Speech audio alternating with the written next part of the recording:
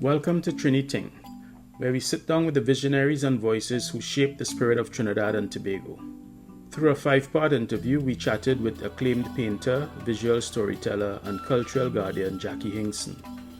Renowned for his vivid portrayals of Caribbean life and landscapes, Jackie has spent decades capturing the soul of the nation with striking honesty and depth.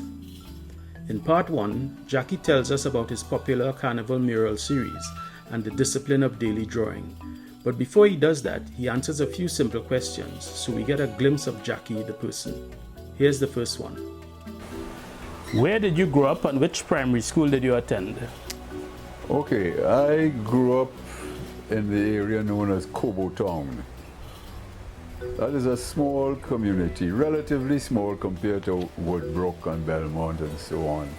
Between Richmond Street, Ryson Road, London Street, Victoria Square, Duke Street, that area around there. The primary school was just a block or so up from my house at the corner of Richmond and Charles Street, and it was Richmond Street Boys Primary. It was an Anglican school, Richmond Street Boys EC Primary School. So that was easy. Up the road, 1 minute, down the road 1 minute, schoolyard, my yard, you name it. Easy. A little bit more about you. Are you an early bird or a night owl? You know, early to bed or you stay up late? No, more night owl. I mean, I don't normally go to sleep before midnight. I might go into bed at 11, but to sleep, no. What is your favorite genre of music? I don't have a favorite genre. I listen to a whole variety of music. Generally popular music. Right. But what should I say? I don't give preference to one over the other. Although, mind you, because I live here and grew up here, I'm into calypso and so on. Yeah, fair enough. Fair but enough. Popular music generally, I would listen to music that I remember from my childhood. Names that if I mention them to people now, they would laugh. Names like Bing Crosby and so on. And I would still listen to them. Of course. And on quieter times, like on a Sunday, I really enjoy listening to like the nocturnes, let's say, of Chopin, or the arias of Maria Callas. I listen happily to them. Classical, nice. Yeah. Nice, nice. And what is something about you that most people will be surprised at? They would be surprised at the fact, one thing I can think of, it might be of great importance, is that I'm a lover of foreign languages. Okay. Now, sadly, I cannot find the time to devote to it. But over the decades, I've made an effort to learn Spanish, French, German, a little Italian, and so on. And are you fluent in any of those? Not anymore. I was in French and to some degree Spanish, a little bit German, but no longer. And the older I get, the harder it is for me to You need to keep practicing lack of practice to keep up with it. But that might surprise some people. Okay, good. So, Jackie, tell us a little bit about how you got into art. Well, I automatically think back to my primary school days, when I and a lot of my classmates were in the habit of making drawings from the comic books of the time. And at that time, it would have been cowboys, you know, cowboys, Indians, and a few superheroes. Right. And we would draw, copy from these comic books and so on.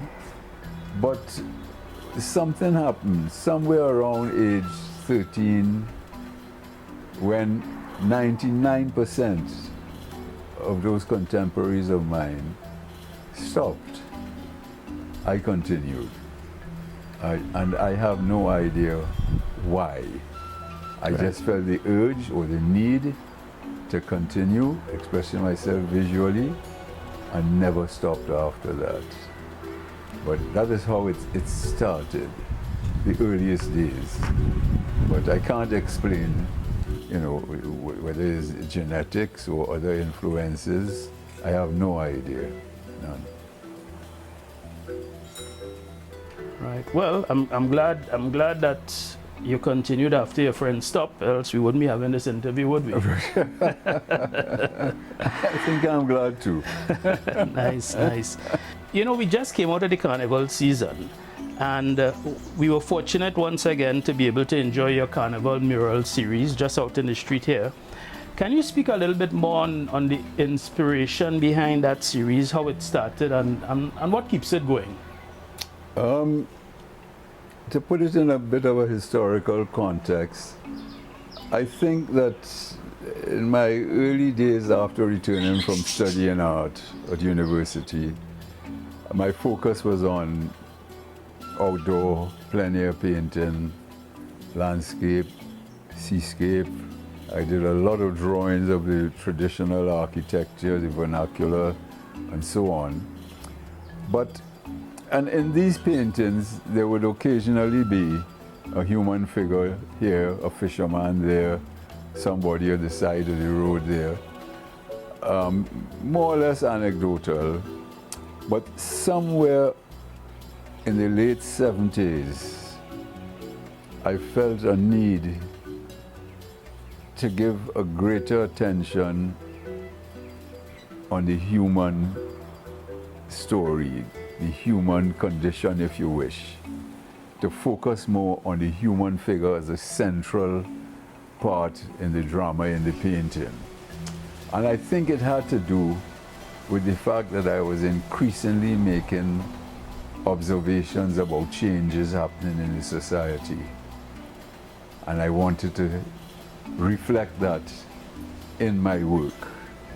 Right. And that is where I felt the need to work on a larger scale and make the human figure more central. And I think that's where that whole approach started. I should mention, I have never abandoned my plein air work. I still devote a lot of time to it and know that it is extremely valid. So I experimented in doing some large paintings on sheets of plywood, capturing maybe a bar scene, something, a street scene somewhere, and so on. And as the society changed and evolved and so on, I felt a more urgent need to take a closer look and so on. Perhaps a more satirical look, I don't know. Onlookers could comment on that. And so the need to produce large works with the human figure central that seemed to reflect something about my feelings about our society and about, in a broader sense, about the human condition. That need grew and grew, and it has never stopped. And it has now reached a stage where I'm producing these or extending these murals annually and putting them on display.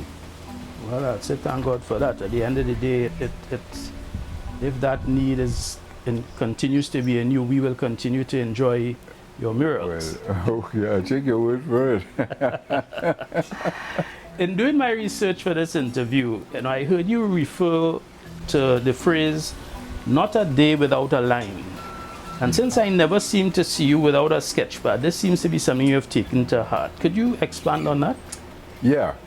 I was glad for a friend of mine from my teenage years. He, in writing something about me, reminded me of the line, "Nulla dies sine linea," which of course means not a day without a line.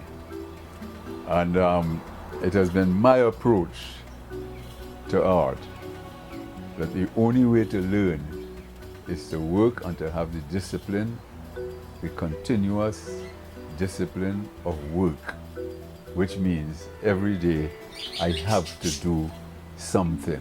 Even if it's a little sketch, I must do something.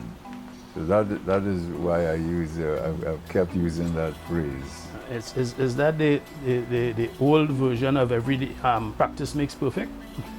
Yeah, I guess so, yeah.